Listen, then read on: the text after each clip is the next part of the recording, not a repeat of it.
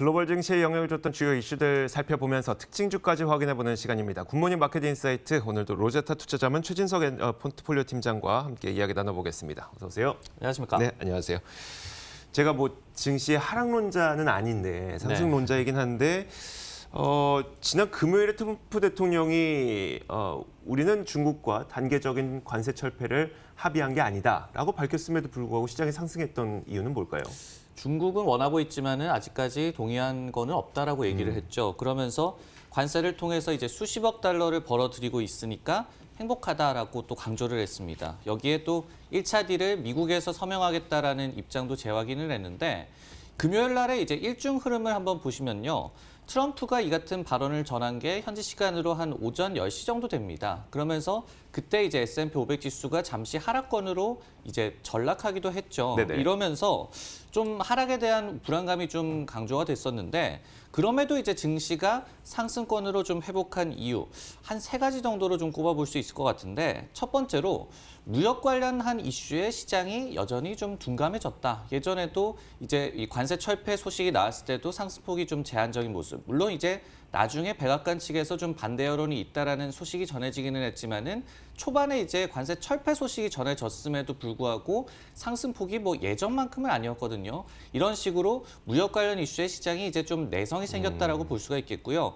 두 번째로 결국은 이제 해결될 거라는 기대감은 살아있다라는 얘기가 되겠죠. 예를 들어서 이제 글로벌 타임즈, 중국에서 무역 관련된 입장을 잘 대변하는 것으로 유명한 후시진 편집장이 트럼프의 발언이 물론 시장이 예상한 바는 아니지만은 단호한 거절, flat denial이라고 이제 표현을 했거든요. 네. 단호한 거절도 아니다. 그리고 이제 관세 완화가 없다면은 1단계 딜이 없는 것은 확실하다라고 또 얘기를 했습니다. 이런 부분들을 감안을 했을 때 미국도 결국은 관세 측면에서 좀 완화적으로 좀 나설 거지만은 아직까지는 이제 자존심 싸움을 하고 있다. 이 정도로 시장이 해석한 것 같고요. 네. 마지막 3번째로 이제 미국에서 이 경기 침체가 올 가능성은 굉장히 낮다. 그리고 기업 실적도 괜찮다. 이런 펀더멘털에 대한 또 믿음이 투자 심리를 좀 지지하고 있는 것 같습니다. 네, 알겠습니다. 그런 3가지 정도의 이유로 인해서 시장은 좀 부정적인 소식이 들려왔음에도 불구하고 사상 최고가를 경신했다는 것인데요.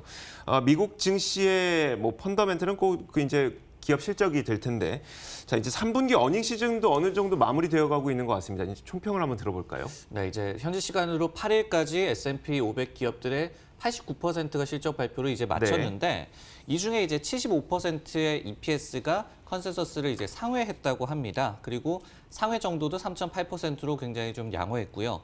그리고 이제 전체 EPS 증가율 YOY 기준으로는 마이너스 2.4%로 전주의 마이너스 2.8%에 비해서 또 한 번 좀 개선이 됐고 무엇보다도 이제 예상보다 낮다라는 점이 이 시장에서 어닝 시즌을 좀 긍정적으로 받아들이는 원인이 되고 있는데 3Q 말, 즉 3분기 말에 이 예상치는 마이너스 4.1%였는데 그래도 마이너스 2.4%로 개선된 수치가 나오고 있습니다. 여기에 이제 2020년도 실적에 대한 기대감은 또 남아있다는 점이 미국 증시에서 이제 펀더멘털에 대한 자신감이 투자 심리를 지지하는 그런 요인으로 작용을 하고 있습니다. 알겠습니다. 자, 전반적인 위험자산 선호 심리도 강했던 것 같아요. 채권 가격이 또 많이 떨어졌죠. 네, 이제 지난 주로 보더라도 네. 10년물 국채 금리가 이제 10월 초 이후에 최대 주간 상승폭을 또 기록했다고 하거든요.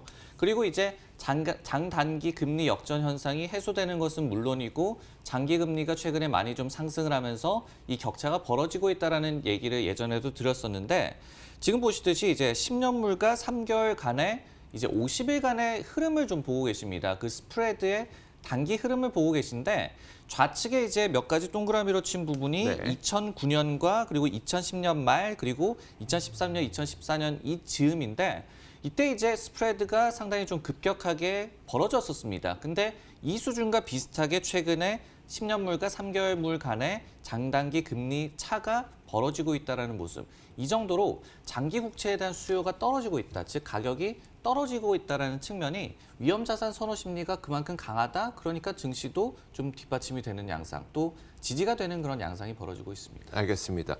안전자산에 대한 회피가 나타나고 위험자산에 대한 선호 심리가 나타나면서 이것이 시장의 투자 심리를 좀 전반적으로 좀 바탕이 되고 있는 그런 모양새인데요.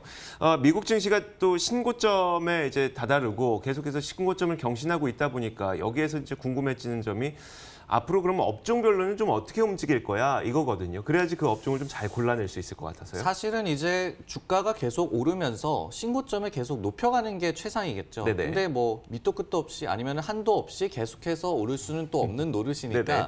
그렇다면 이제 더 갈 곳이 없다면은 어느 업종이 더 가고 아니면 어느 업종이 더 떨어질 것이냐 이런 부분에 시장의 또 초점이 굉장히 좀 많이 맞춰지고 있는 것 같습니다.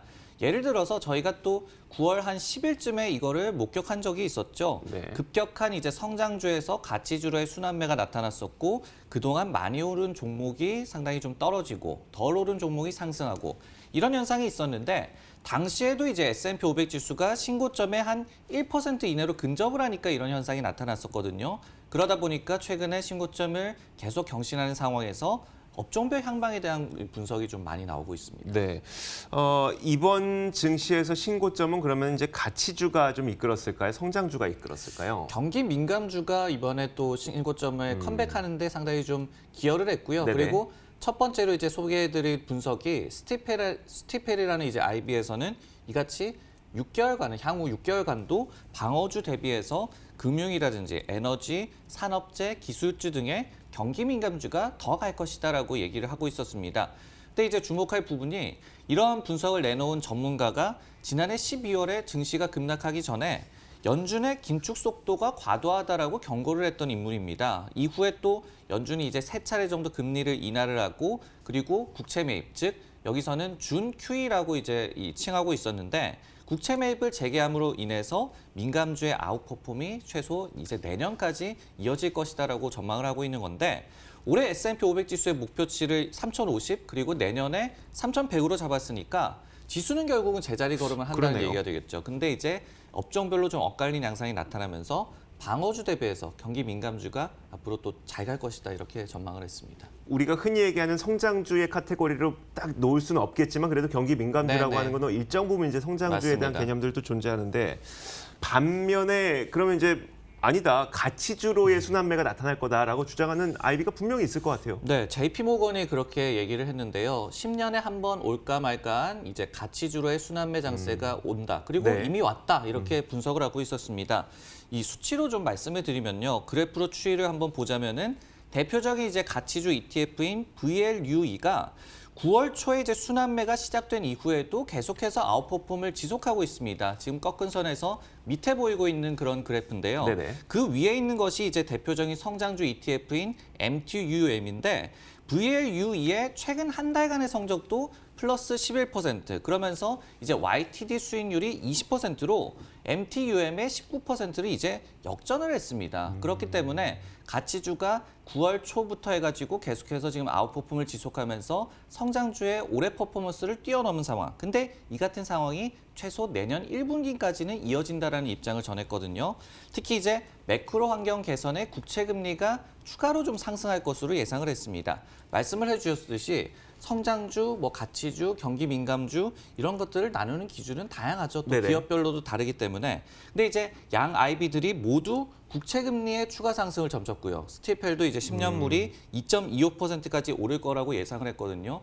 여기에 이제 공통적으로 꼽고 있는 게 침체 가능성이 약화될 것이다, 무역 이슈가 개선될 것이다. 이런 공통적인 좀 분석을 내놨기 때문에 업종별로 좀 보신다면 어느 정도 좀 답은 나온 것 같습니다. 뭐 물론 IB들끼리 경기 민감주가 앞으로 더 갈 거야. 혹은 어떤 IB는 아니야 가치주가 더 갈 거야라고 이제 치열한 논쟁을 벌이고 네. 있지만 결국은 뭔가 더 간다는 거니까 시장에는 좀 행복한 고민이 되는 것 같기도 그리고 하네요. 좀 대치되는 의견인 듯 하다가도 이 근거로 들고 있는 부분이 공통적이기 때문에 조금 이제 생각을 해보시면은 거기서 답을 좀 찾아낼 수 있을 것 네, 같습니다. 알겠습니다. 자, 특징주도 한 가지 살펴보도록 하겠습니다. 월트 디즈니, 디즈니의 실적 발표가 있었고요. 덕분에 시장에서 이 주가 상승도 꽤 크게 나타났었어요. 목요일 장 마감 이후에 실적을 발표를 했죠. 근데 네. 이제 양호한 실적이 나타나면서 금요일장에서 한 3.7% 정도 주가가 급등을 했는데 이 실적을 먼저 수치로 한번 살펴보도록 하겠습니다. EPS가 컨센서스 0.95달러를 넘어서는 1.07달러로 나타났고 매출이 190.4억 달러의 컨센서스를 넘어서는 역시 191억 달러로 나타났는데 지난 이제 석 달간의 디즈니의 EPS에 대한 전망치에 대한 상향 조정이 단 한 건, 그리고 하향 조정이 15건이나 됐습니다. 네. 그리고 매출도 한 건 그리고 11건으로 하향 조정 비율이 상당히 좀 높았는데 이렇게 좀 극도로 낮아진 눈높이를 좀 비트를 하는 양호한 결과가 나왔고요.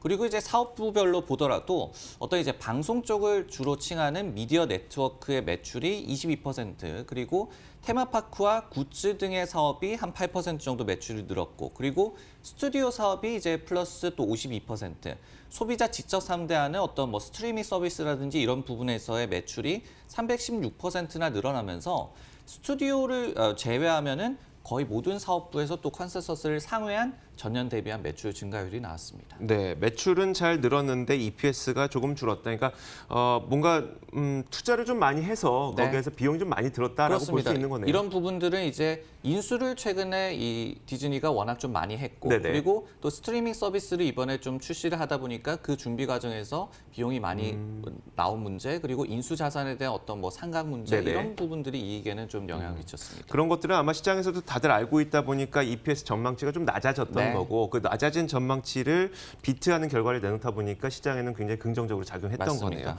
알겠습니다. 근데 이제 지금 그 지난주에 나왔던 실적이 이제 과거의 사례인 거고, 앞으로 더 잘 나갈 것이냐를 따지기 위해서는 아무래도 디즈니 플러스에 대한 이야기가 없었을 수 없을 것 같은데요.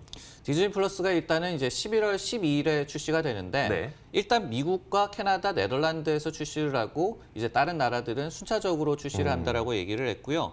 그리고 이제 굉장히 좀 중요한 내용이 나왔는데 아마존 기기에서도 디즈니 플러스를 볼 수 있다라고 이번에 발표를 했습니다. 네. 좀 설명을 드리면요. 아마존에서 이제 파이어 TV라는 아마존 콘텐츠용 TV 셋톱박스가 있습니다. 그리고 이제 파이어 TV 이 셋톱박스와 파이어 TV 스틱이라는 또 기기가 있는데, 파이어 TV 스틱이라는 거는 저희가 이제 TV에 뭐 넷플릭스를 연결을 한다든지 이럴 때 사용을 하는 구글 크롬캐스트와 같은, 즉 스트리밍 서비스를 가능케 하는 저희가 얘기하는 일명 동그리, 이거를 네네. 얘기를 하는데요. 이 두 기기를 이 아마존이 갖고 있는데, 파이어 TV가 저희가 뭐 많이 말씀을 드렸던 로쿠와 함께 이제 스트리밍 기기 시장을 양분하고 있는 그런 제품이 되겠습니다. 파이어 TV의 글로벌 활성 이용자 수가 3,700만 명이나 되면서 로쿠가 이제 3,050만 명 정도의 활성 계정을 갖고 있으니까 거의 비슷하고요. 그리고 이제 미국의 스트리밍 기기 시장에서도 아마존과 이제 로쿠가 한 70% 정도를 좀 차지하고 있습니다. 이렇게 그 시장 점유율이 높은 것을 안다면 그냥 처음부터 디즈니 플러스에서 아마존 우리가 함께 하시죠, 이렇게 했었으면 좋았을 것 같은, 처음부터 함께하지 않은 이유는 뭘까요? 당초 이제 디즈니 플러스 호환 기기에서 파이어 TV가 빠진 이후로는 네. 광고 수익 분배 문제가 좀 꼽히거든요. 무슨 얘기냐면은 아마존은 이제 자사 플랫폼에 콘텐츠를 게재하는 미디어 기업들에게 광고 매출 분배를 요구하고 있습니다. 즉 아마존 파이어 TV를 통해서 디즈니 플러스를 내보내는데 그 광고 매출을 자신들도 좀 갖겠다, 이런 얘기를 하고 있는데 그 네. 요구 조건이 너무 좀 과도하다는 얘기가 되겠죠. 그래서 이제 디즈니가 표면적으로는 아마존을 처음에 좀 포함을 시키지 않았고요. 그리고 여기에 아마존 역시도 자체적인 스트리밍 서비스 프라임 비디오라는 거를 또 갖고 있죠. 17년 말 기준으로 해가지고 미국에서의 가입자가 2,600만 명이나 됩니다. 그러다 보니까 디즈니에서는 또 아마존을 견제하기 위해서 아마존 기기를 좀 배제를 했다, 이런 분석들이 나오고 있습니다.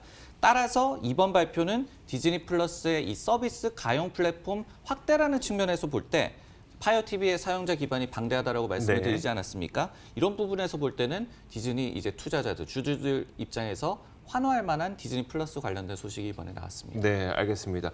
안 그래도 요즘에 그 많은 스트리밍 업체들이 다양한 이런 로쿠라든지 파이어 TV 뭐 다른 플랫폼들을 계속 이제 확보하기 네. 위해서 여러 가지 노력을 펼치고 있더라고요. 그런 모습들이 디즈니에서도 발견됐고, 이게 굉장히 좀 사용자 기반이 넓다 보니까 긍정적으로 해석됐다라는 맞습니다. 거네요. 스트리밍 기기 업체들 입장에서도 예전에는 무조건 우리 콘텐츠만 보게 하겠다, 이런 게 좀 컨셉이었다면 네네. 요즘에는 경쟁이 치열하고 이를 좀 인정하다 보니까 디즈니, 넷플릭스, 뭐 HBO 이런 데서도 그런 플랫폼에 들어가려는 또 움직임이 또 나타나고 있습니다. 네, 알겠습니다. 자, 지금까지 로제스타 투자자문 최진석 포트폴리오 팀장과 함께 이야기 나눠봤습니다. 고맙습니다. 네, 고맙습니다.